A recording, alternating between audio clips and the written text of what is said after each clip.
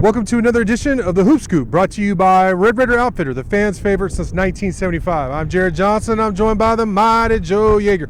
Well, Mighty Joe, life and sports, they're crazy. Let's be honest, and you never really can accurately 100% predict the outcome, even when a team who was winless in the Big 12, going against, at the time, the team that was tops in the Big 12, trails by 23 points in the second half.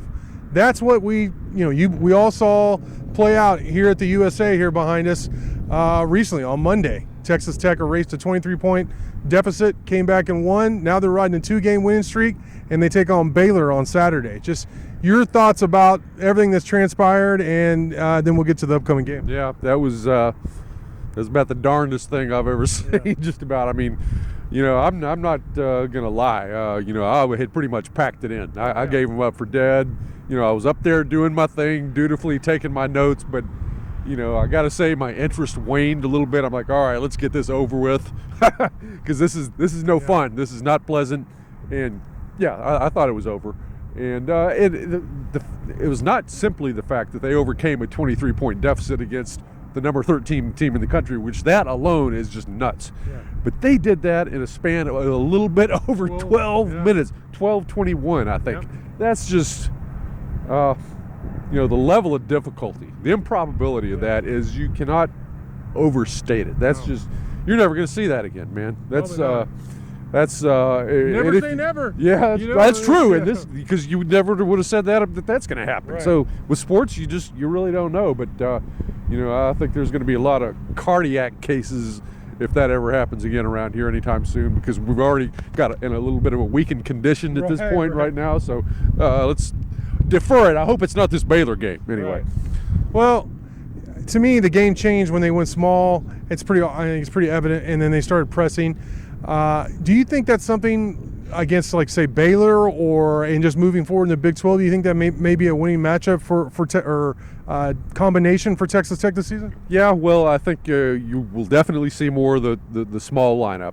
Yeah. I mean, Fardaws, Imac, his health is still up in the air, so I'm not expecting to see a whole heck of a lot of him. Bacho, I'm not sure what's going on with him. I'm not sure that he's right. I'm not sure that him and Coach Adams are exactly on the same page. Yeah. I think, there may be a little something going on there. So, I mean, just from that standpoint alone. And it also worked, right? So you're definitely going to see that. And I don't think that Coach Adams is philosophically opposed to going small. No. Now, the press is a little bit of a different deal here, because he doesn't want to press. He does not. That's not what he's about, running the iron donut. Yeah. And if he can run it 100% of the time with just little tweaks here and there, that's what he wants to do. But, I mean, look, sometimes you got to do what you got to do. Yeah. And if it works, then you got to say, hey, let's modify this a little bit. So I don't think that he will run the press unless he has to. But, if Baylor, and it could happen against Baylor. I mean, if Baylor, because their offense they're the toughest team in the Big 12 to guard as far as I'm concerned.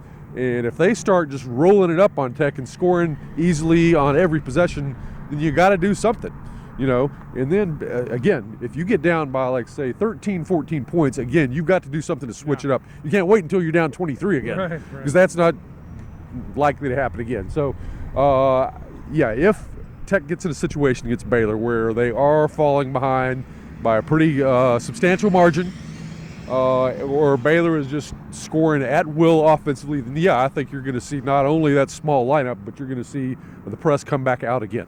Yeah, I don't want to spend too much time on this, but we talked a lot going into the season about Bacho, and that the potential was there, and we saw that. I mean, I was there in Maui. He was unbelievable. He was one of, if not, arguably the best player in Maui. I know they only won one game, but he was unstoppable on both ends of the court.